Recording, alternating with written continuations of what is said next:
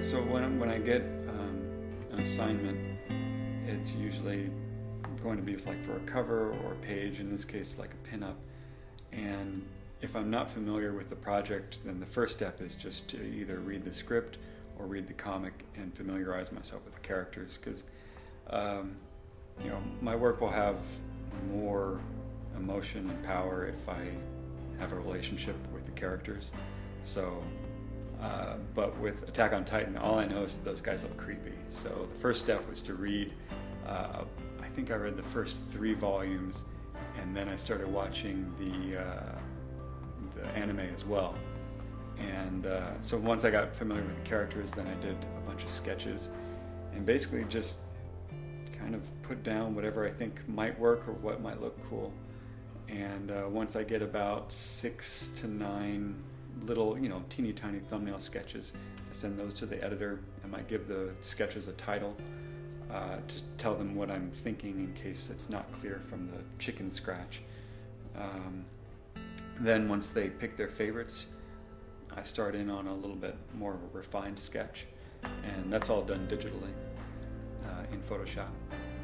And from there it's just a process of refinement. So I sketch it out. Once I'm happy with the proportions, the composition, I print it out.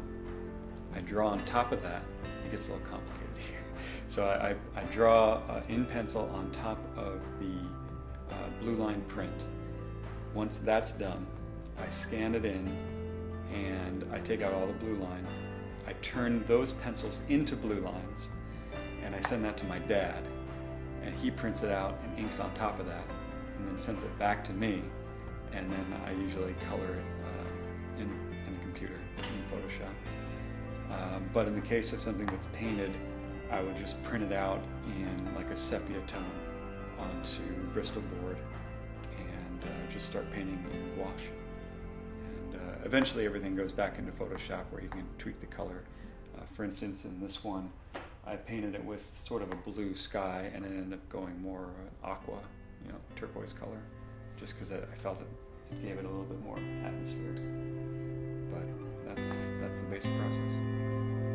When you're doing the creative process, you don't always know what you're going to do next, so it helps to have a very regimented program so that you can tick things off and say, okay, that part is done, now I can move on to the next.